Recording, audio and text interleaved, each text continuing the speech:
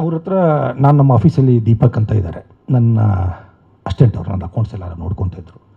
ಅವರು ನನಗೆ ಅಕೌಂಟ್ಸ್ ಎಲ್ಲ ಮಾಡಿಟ್ಟಿದ್ರು. ಅವರೇ ಯಾವಾಗಲೂ ನನ್ನ ಅಕೌಂಟ್ಸ್ ನೋಡ್ಕೊಳೋದು, ಎಲ್ಲ ಪಿಕ್ಚರ್ ಡಿಸ್ಟ್ರಿಬ್ಯೂಷನ್ನು, ಕಲೆಕ್ಷನ್ ಎಲ್ಲ ವೀಕ್ಲಿ ಸ್ಟೇಟ್ಮೆಂಟ್ ಅವರೇ ಮಾಡ್ತಾಯಿದ್ರು.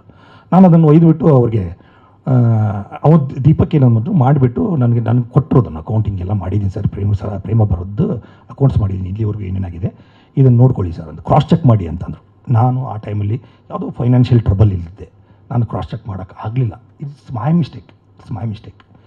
ಅದರಲ್ಲಿ ನಾನು ಕ್ರಾಸ್ ಚೆಕ್ ಮಾಡೋಕ್ಕಾಗಿಲ್ಲ. ಅವ್ನು ಮಾಡೋ ಅಂದರೆ ದೀಪಕ್ ಚೆನ್ನಾಗಿ ಮಾಡಿ ಎಲ್ಲ ಪಿಕ್ಚರು ಅವನು 10 ವರ್ಷದಿಂದ ನನ್ನ ಜೊತೆ ಇದ್ದಲ್ಲ, ಚೆನ್ನಾಗಿ ಮಾಡಿರ್ತಾನೆ ಅವ್ನ ನಂಬಿಕೆ ಮೇಲೆ. ಅದನ್ನೇ ಸ್ಟೇಟ್ಮೆಂಟ್ ಒಯ್ದುಬಿಟ್ಟು ಅರ್ಜುನ್ ಸರ್ಜಾ ಅವ್ರ ಮನೆಗೆ ಒಯ್ದುಕೊಟ್ಟೆ.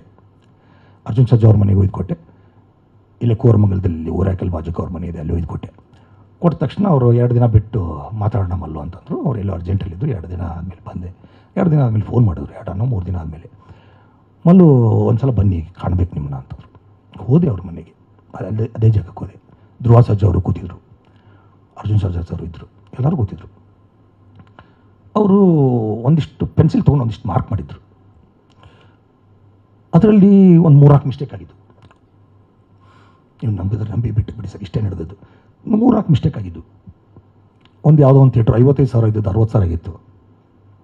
ಯಾವುದೋ ಒಂದು ಥಿಯೇಟ್ರ್ ಬಾಡಿಗೆ 65,000 ಇದ್ದದ್ದು 55,000 ಆಗಿತ್ತು. ಹಿಂಗೇನೋ ಒಂದು ಪ್ಲಸ್ ಆಗಿತ್ತು, ಒಂದು ಮೈನಸ್ ಆಗಿತ್ತು. ಅವರು ನನಗೆ ಅವ್ರು ಪೆನ್ಸಿಲ್ಲೇ ಅವನು ಯಾರೋ ಬೇರೆ ಒಬ್ಬರ ಜೊತೆ ಇಟ್ಕೊಂಡ್ಬಿಟ್ಟು ಅವರೆಲ್ಲ ಕ್ರಾಸ್ ಚೆಕ್ ಮಾಡಿದಾಗ ಅವ್ರಿಗೇನೋ ಡೌಟ್ ಬಂದಿದೆ. ಅದರಲ್ಲಿ ಟೋಟಲ್ ಎಲ್ಲ ಸೇರಿ 60,000ರಿಂದ 1,00,000 ಡಿಫ್ರೆನ್ಸ್ ಬಂದಿದೆ.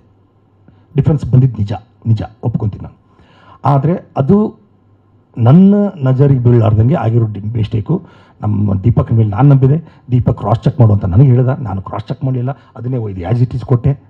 ಅಲ್ಲಿ ಆಗಿರೋ ಮಿಸ್ಟೇಕಲ್ಲಿ 60,000-70,000 ಮ್ಯಾಕ್ಸಿಮಮ್ಮು ವಿದಿನ್ 1 ಲ್ಯಾಕ್ ಆಗಿರ್ಬೋದು ಸರ್, ಅಷ್ಟೇ ಮಿಸ್ಟೇಕ್. ಅಲ್ಲಿ ಪ್ಲಸ್ಸು ಆಗಿದೆ, ಮೈನಸ್ಸು ಆಗಿದೆ. ಹಂಗೆ ನೋಡೋಕ್ಕಾದ್ರೆ 60,000-70,000 ಅಷ್ಟೇ ಸರ್ ಆಗಿದ್ದು. ಅವರು ಏನಂದರು, ಇಲ್ಲ ಇದನ್ನು ದರ್ಶನ್ ಸರ್ಗೆ ಹೇಳ್ತೀನಿ, ನನಗೆ ಭಾಳ ಇದರಲ್ಲಿ ಏನೋ ಬೇರೆ ಕಾಣ್ತಾ ಇದೆ ನನಗೆ ಅಂದರು. ಇಲ್ಲ ಸರ್, ಏನೂ ಇಲ್ಲ ಅಂತದ್ದು. ನಾನು ಇವತ್ತಲ್ಲ ಸರ್ 25 ಪಿಕ್ಚರ್ ಡಿಸ್ಟ್ರಿಬ್ಯೂಷನ್ ಮಾಡಿದ್ದೀನಿ. ಇನ್ನೂ ನಾನು ಕೈಲೇ ಕಳ್ಕೊಂಡಿದ್ದೀನಿ. ಎಷ್ಟೋ ಜನರ ಚೆಕ್ ನನ್ನ ಹತ್ರ ಇದ್ದಾವೆ. ನಾನು ಈ ಥರ ಮಾಡೋದನ್ನಲ್ಲ ಸರ್, ನಂಬಿ ಅಂದೆ.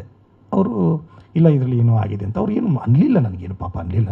ಹೇಳ್ತೀನಿ ಅಂದರು, ಆಯಿತು ಸರ್, ನನಗೆ 1 ವಾರ ಟೈಮ್ ಕೊಡಿ, ಇದನ್ನು ರೆಕ್ಟಿಫೈ ಮಾಡಿ ಕೊಡ್ತೀನಿ ಅಂತ. ಅದನ್ನೆಲ್ಲ ರೆಕ್ಟಿಫೈ ಮಾಡಿಬಿಟ್ಟು ಆ್ಯಕ್ಚುಲಿ ಕೊಡಬೇಕಾಗಿದ್ದು ಅದಾದಮೇಲೆ 1,00,000-2 ಲಕ್ಷ ಅಷ್ಟೇ ಕರೆಕ್ಷನ್ ಕೊಡಬೇಕಾಗಿತ್ತು. ನಾನು ಅವರು ಒತ್ತಾಯಕ್ಕೆ ನಾನು ಒಂದು 4-5 ಲಕ್ಷ ಅದನ್ನು ನನ್ನ ಕೈಯಿಂದನೇ ಹೋದ್ರೆ ಚಿಂತೆ ಇಲ್ಲ ಅಂತ ನಾನು ಏನೋ ಒಂದು ರೌಂಡ್ ಫಿಗರ್ ಮಾಡಿ ಅವ್ರಿಗೆ ಕೊಟ್ಟೆ.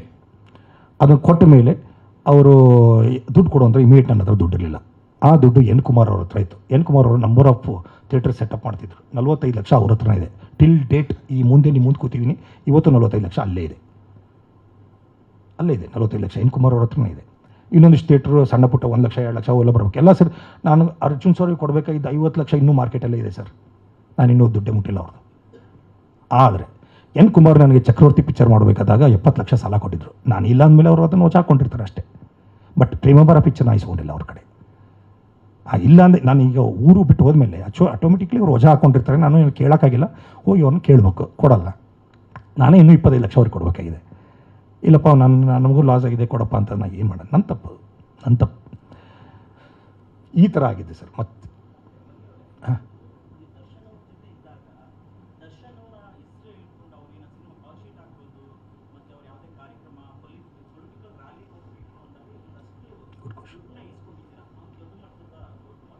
ಸರ್ ನನಗೆ ಒಂದು ಕಡೆ ಇದನ್ನು ಪ್ರೂವ್ ಮಾಡಿ ಕೊಟ್ಬಿಟ್ರೆ, ಒಂದು ಕಡೆ ಸರ್, ನಾನು ಇವತ್ತೇ ಓಪನ್ ಆಗಿ ಹೇಳ್ತೀನಿ, ಅಂತೆಕಂತೆಗಳು ಬರ್ತಾವೆ ಸರ್. ಒಂದು ಕಡೆ ನಾನು ಪ್ರೂವ್ ಮಾಡಿಕೊಡಿ ಸರ್.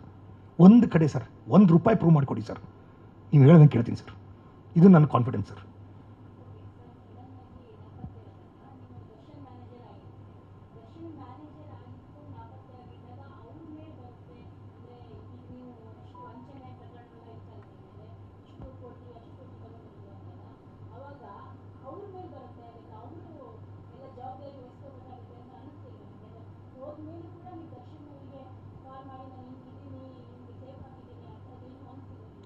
ಹೇಳ್ತೀನಿ, ಗುಡ್.